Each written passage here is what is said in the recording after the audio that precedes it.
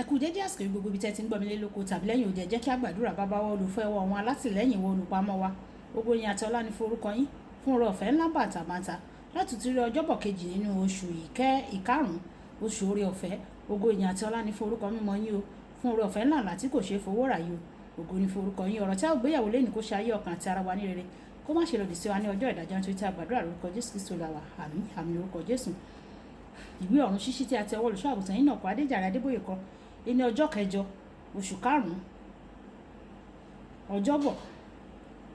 Àkòrí tí a ò gbéyàwó lẹ́ni sọ wípé nígbà tí Ọlọ́run bá fẹ́ bùkún, nígbà tí Ọlọ́run bá fẹ́ bùkún. A mú àkọ́sórí wa nínú ìwé Jóòbù orí ìkejìléníogójì ẹsẹ̀ ìkẹwàá. Ìwé Jóòbù orí ìkejìléníogójì ẹsẹ̀ ìkẹwàá. Olúwa sì yí ìgbèkùn Jóòbù padà nígbà tí ó gbàdúrà fún àwọn ọ̀rẹ́ rẹ̀. Olúwa sì bù sí ohun gbogbo tí Jóòbù ní ìṣẹ́po méjì ohun tí ó ní tẹ́lẹ̀ rí. Ìgbà tí a mú bíbélì kíkà wá nínú ìwé Jóòbù bákan náà orí ìkejìléníogójì ẹsẹ̀ ìkẹwàá dé ìkẹtàdínlógún, tí ó kà báyìí pé Olúwa sì yí ìgbèkùn Jóòbù padà nígbà tí ó gbàdúrà fún àwọn ọ̀rẹ́ rẹ̀. Ó sì bù sí ohun gbogbo tí Jóòbù ní ìṣẹ́po méjì. Ìgbà náà ni gbogbo àwọn arákùnrin rẹ̀ àti àwọn arábìnrin rẹ̀ àti gbogbo àwọn tí ó ṣe ojúlùmọ̀ rẹ̀ rí, wọ́n ń bá a jẹun nínú ilé rẹ̀, wọ́n sì ṣe ìdárò rẹ̀, wọ́n sì ṣìpẹ̀ fún un nítorí ibi gbogbo tí Olúwa ti mú un bá. Olúkúlùkù ènìyàn pẹ̀lú sì bù ú ní ìkẹ́ owó kọ̀ọ̀kan àti olúkúlùkù ní òrùka wúrà etí kọ̀ọ̀kan. Bẹ́ẹ̀ ni Olúwa bùkún ìgbẹ̀yìn Jóòbù ju ìṣáájú rẹ̀ lọ. Ó sì ní 9,000 àgùntàn, 3,000 ìbákasí àti 1,000 àjàgà ọ̀dà màlúù àti 1,000 abo kẹ́tẹ́kẹ́tẹ́. Ó sì ní ọmọkùnrin 7 àti ọmọbìnrin 3. Ó sì sọ orúkọ àkọ́bí rẹ̀ ní Jèmáímà àti orúkọ ìkejì rẹ̀ ní Kéṣíà àti orúkọ ìkẹta ní Kéré Ápùkì. Àti ní gbogbo ilẹ̀ náà a kò rí ọmọbìnrin tí ó rẹwà bíi ọmọbìnrin Jóòbù. Bàbá wọn sì pínlẹ̀ fún wọn nínú àwọn arákùnrin wọn. Lẹ́yìn èyí Jóòbù wà ní ayé ní 40 ọdún. Ó sì rí àwọn ọmọ rẹ̀ ọkùnrin àti àwọn ọmọ ọmọ rẹ̀ ọkùnrin, àní ìran 4. Bẹ́ẹ̀ ni Jóòbù kú ó gbó, ó sì kún fún ọjọ́. Wàyí ẹ tẹ́tí bẹ̀rẹ̀ jẹ́ láti gbọ́ ohun tí olùṣọ́ àgùntàn yín náà kọ Adéjàre Adébóyè fún alẹ́ ní ọjọ́bọ̀. Nígbà tí Ọlọ́run bá fẹ́ bùkún ènìyàn, ó máa ń ṣe ohunkóhun láti bùkún ẹni náà. Nínú Jóòbù orí ìkíní ẹsẹ̀ ìkẹjọ, Ọlọ́run béèrè lọ́wọ́ Èṣù bóyá ó ti wo Jóòbù.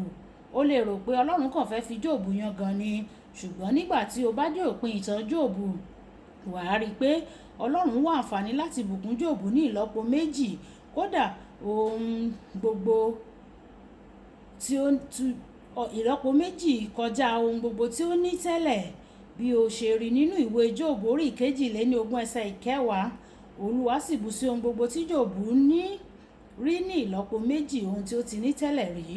Ọlọ́run fẹ́ bùkún fún Jóòbù, ṣùgbọ́n ó tún fẹ́ kí ó lè la àyẹ̀wò kọjá láti fi ṣàfihàn pé ó yẹ fún ẹni ìbùkún. Nínú ìwé Genesis orí ìkejìléníọgbọ̀n ẹsẹ̀ ìkẹrìnléníogún títí dé ẹsẹ̀ ìkọkàndínlọ́gbọ̀n, Bíbélì sọ fún wa pé Jákọ́bù wà ní òun nìkan láti bá Ọlọ́run jà títí di òwúrọ̀. Nígbà tí ọkùnrin náà tó jẹ́ àpẹẹrẹ Ọlọ́run kò lè borí rẹ̀, ó fi ọwọ́ kan ẹsẹ̀ rẹ̀, ó sì ṣe ní jàǹbá. Jákọ́bù tẹ̀síwájú láti máa jà. Ọkùnrin náà sì ní láti bẹ̀ ẹ́ láti jẹ́ kí òun kí ó lọ. Àmọ́ ṣá Jákọ́bù sọ pé òun kò ní ṣe bẹ́ẹ̀ o títí lòun yóò fi rí ìbùkún kan, tí ó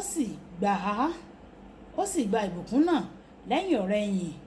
Ó wá hàn kedere pé Ọlọ́run ló ṣètò èyí o, nítorí pé Jákọ́bù kò lágbára láti borí ẹni yìí fúnra rẹ̀. Nígbà tí Ọlọ́run bá fẹ́ bùkún fún ọ, ó lè ṣe àwọn nǹkan kan tó jẹ́ kàyéfì tí ó lè má bá òye àwọn tó súnmọ́ ọ mu o. Mo gbàdúrà fún ọ lónìí pé Ọlọ́run yóò mọ̀ọ́mọ̀ pinnu láti bùkún fún ọ ní àkókò yìí ní orúkọ Jésù. Àmín. Nígbà tí Ọlọ́run fẹ́ bùkún fún mi, ó darí mi sínú ṣọ́ọ̀ṣì kékeré kan ní kọ̀rọ̀ Èbúté Mẹ́ta ní ìpínlẹ̀ Èkó ní Nàìjíríà. Nígbà náà, èmi ni mo kàwé jùlọ nínú ṣọ́ọ̀ṣì náà. Gbọ̀ngàn ṣọ́ọ̀ṣì náà kò dára tó láti jókòó, kódà mo ní gbogbo ìdí láti má dúró níbẹ̀ o. Bàbá mi nínú Olúwa kò lọ sí ilé ẹ̀kọ́ o, ṣùgbọ́n èmi ni mo ní òye ìmọ̀ ìwádìí tí ó ga jùlọ, PhD. Ó dàbí pé ìjọ náà nìkan ló ń jẹ àǹfààní wíwà níbẹ̀ ni, ṣùgbọ́n ní tòótọ́ ó wà fún àǹfààní mi láti dúró sí ibi tí Ọlọ́run ní kí n dúró sí, kí ète Ọlọ́run fún ayé mi kí ó lè wá sí ìmúṣẹ. Tí Ọlọ́run bá fẹ́ bùkún fún ọ, àwọn èròjà tí yóò kó papọ̀ ó lè má jọra wọn o, ṣùgbọ́n tí o bá fọwọ́sowọ́pọ̀ pẹ̀lú rẹ̀ lẹ́yìn ọ̀rẹyìn, wà á gbádùn ìbùkún rẹ̀ lọ́pọ̀lọpọ̀. Tí o bá fẹ́ láti fi ara rẹ jì sí àwọn ìlànà rẹ̀, o máa lo gbogbo àǹfààní. Ọlọ́run yóò sì lo gbogbo àǹfààní láti fi àwọn ìbùkún rẹ̀ ṣe ayé rẹ lẹ́ṣọ̀ọ́. Kókó ọ̀rọ̀: fi ara rẹ jì sí àwọn ìlànà Ọlọ́run, yóò sì fi àwọn ìbùkún rẹ̀ ṣe ayé rẹ lẹ́ṣọ̀ọ́. Ẹ̀já sọ pé bàbá mi, Olúwa, mo béèrè fún oore ọ̀fẹ́ ńláńlá láti fi ayé mi, ara mi, ọkàn mi àti gbogbo ohun tí ó ń ṣe tèmi jì fún ọ, kí o lè lò mí fún ìgbélékèye iṣẹ́ rẹ àti kí o lè fi mí polongo títóbi rẹ. Ọlọ́run yóò sì ṣe bẹ́ẹ̀ fún wa ní orúkọ Jésù. Olúkọ̀láyà kó ní orúkọ mi. Ẹ máa bá mi like, ẹ máa share, ẹ máa comment nípa ẹ̀, kí àwọn ènìyàn kí wọ́n lè jẹ àǹfààní ọ̀run ṣíṣí Yorùbá. Òun àní nàá ní o. Ó dàbọ̀.